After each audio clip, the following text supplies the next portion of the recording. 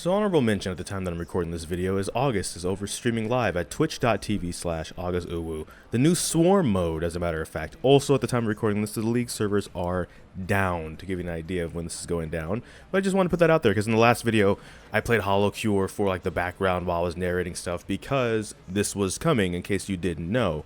A new Swarm, it's a PvE, as I'm sitting in chat also watching things and listening to what's going on here. Just an update on that too before I jump into the patch is, yes, so you can play it single player, you can play it with friends, up to 3 other friends for a total of 4.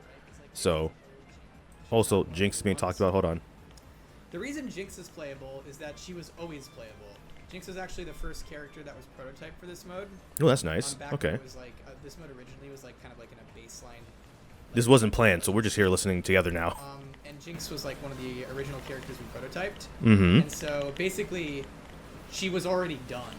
And so when we kind of like started making the decisions of like, okay, we can't do everything. Who are we gonna have? It's like, well, we should do.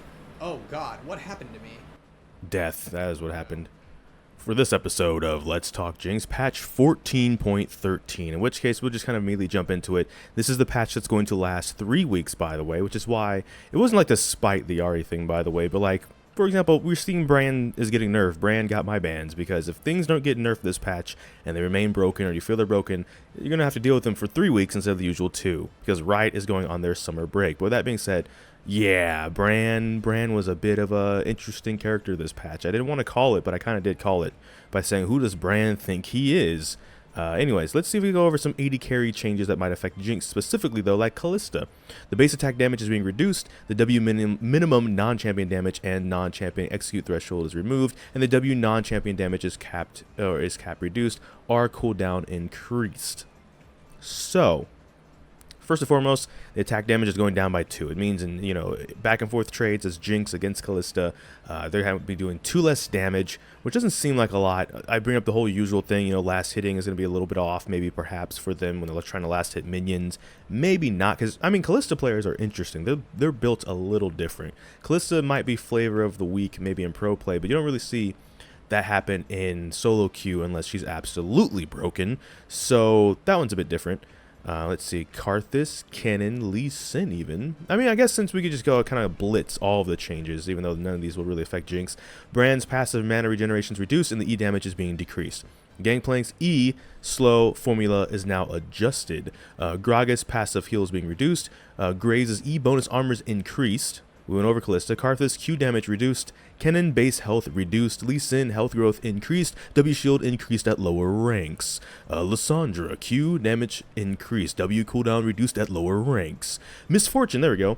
Base AD increased. W damage lockout move speed delay decreased. W initial and bonus move speed increased. So they say Misfortune's a pretty straightforward ADC to play, which means the base damage is the opposite, right? Last hitting might be a bit easier now for Misfortune because they're getting 3 extra 80. If you're trying to trade with them, especially if they know how to rotate in between their actual passive too, so like hit you, hit minion, hit you again to get that like love tap damage up on you like constantly, that might be a little bit annoying.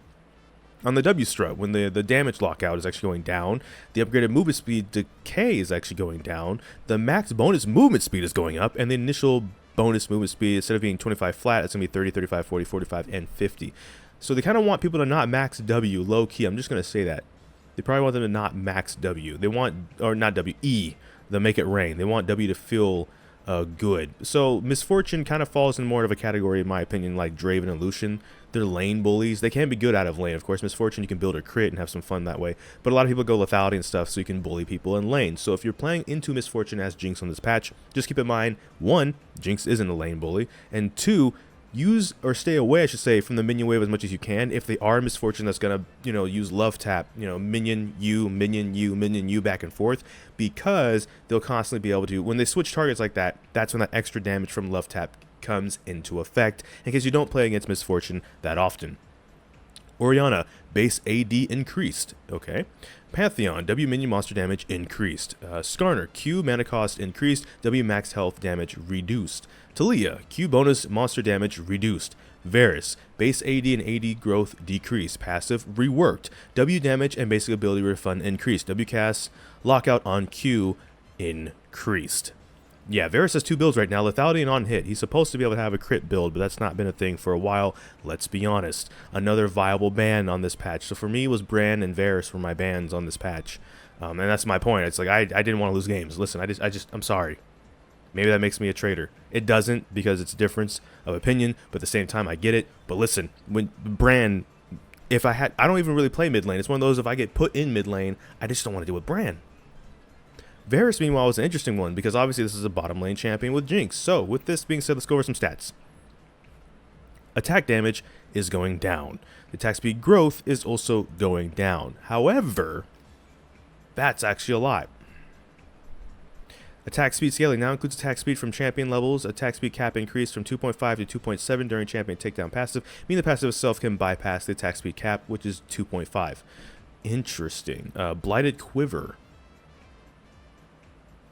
Damage, missing health, Q-cast lockout, okay, and then basic cooldown per blight pop is going, the refund is going from 12% to 13% on that. That's interesting, okay. So as Jinx, you can trade with him a little bit better. His attack speed growth isn't going to be as high. The base stat on the damage isn't going to be as high. You're actually going to be the better, because that's like Varus, when he kills like a minion or something, he'll get like a brief burst of attack speed. Because here's the passive right here, Living Vengeance. That's what we were just talking about.